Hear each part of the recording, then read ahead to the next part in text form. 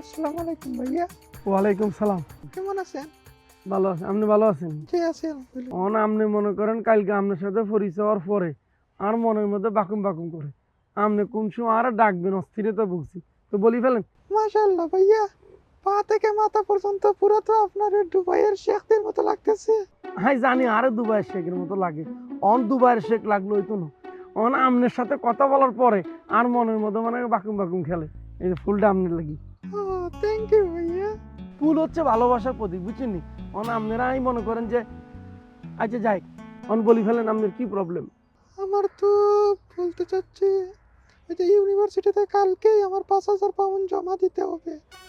দেশ থেকে আমার টাকাটা আসতে একটু দেরি হবে। বাবু রে, আপনি টিউশন ফি দিতে হইব, এটা কোনো ঘটনা নেই। 2 দিন পরে তো আমরা মিলে দিলে একসাথে থাকবো, তো আপনার কোনো প্রবলেম নেই। আপনি চিন্তা করিয়েন না, আপনি টিয়া পয়সা আর বাড়ি থেকে আনতে হইতো না। আর এনে এত টিয়া পয়সা কে খাইব? আর তো আল্লাহ দিচ্ছে।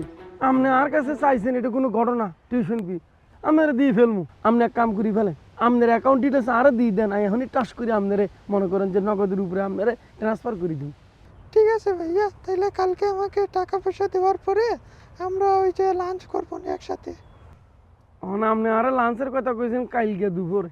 আমি তো আপনার লগে সকাল বিকাল দুপুর 3 বেলা খাইতে চাই, আপনি কোন লাঞ্চের কথা নেই। কালকে লাঞ্চ না, আজকে রাত্রেও খামু, সকালে খামু, দুপুরে খামু। অনেকটা কাম করি ফেললে হয় না? আমরা দুজনে মিলিঝিলি মনে করেন সবসময় যদি এক লগে খাইতে পারতাম, এটা আরো ভালো হইতো না? জি ভাইয়া। মজা করি, আপনি আর বন্ধু না নি?